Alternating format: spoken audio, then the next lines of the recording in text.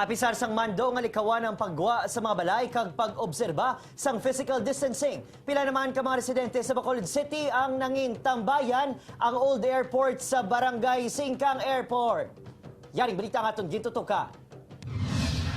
Mga pamilya nga nagakinaon, mga barkada nga nagasinadya, magluwas sa mga nagatambay, kompleto man sa sports activity ang lugar, halin sa naga-jogging, naga-volleyball, kag naga-bike. Matapos ginpaidalob sa modified GCQ, hindi na kinahanglan sang quarantine pass, agud makagwa ang mga tao. Apa ang problema bangod sa pagliwaliwas sang ini nga mga residente, wala na naobserba ang physical distancing.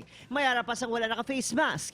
Ang mga senior citizen kag kabataan nga ginadumilian nga magwa sa balay, spotted man sa ini nga lugar. Samtang nagahulat-hulat sang sunset sa kilid sang dagat, pila sa ila may dala pa nga makahulubong ilimnon. Wala sang pangduha-duha sa dala nga halit sang COVID-19. Ang ini nga video sang ginpalabot sang GMA Regional TV sa tagpamuno sa Bacolod IATF kag Gileon nga ginduso sa BCPO nga tutukan ang sitwasyon sa Bacolod Old Airport. Ba't gin-deploy ta nanto aton kapulisan?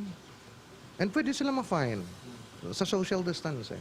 Sunod naman sa BCPO, mag-assign sila sang pulis sa lugar, agod dakpon ang mga nagabayular sang MGCQ rules. Kung kinahanglan nga magamit ako sang puwersa para lang i-edukar o disiplinahon ang tanay nga magsunod sa protocol, imuon ko na siya. Isa man sa tutukan ang ginpahamtang nga kalanaan sa kilid sang daan nga runway kung sa din madamo sang tawo nga nagatipon. Hindi kami ka-afford magbutang sang pulis sa every corner or dalan naton diri. Napangayo namon ang inyong nga kooperasyon. Una naging reklamo ang madamo nga naga-jog sa daan nga runway nga nagabukas alas 6 sang aga kag nagasirado alas 10 sang gabi.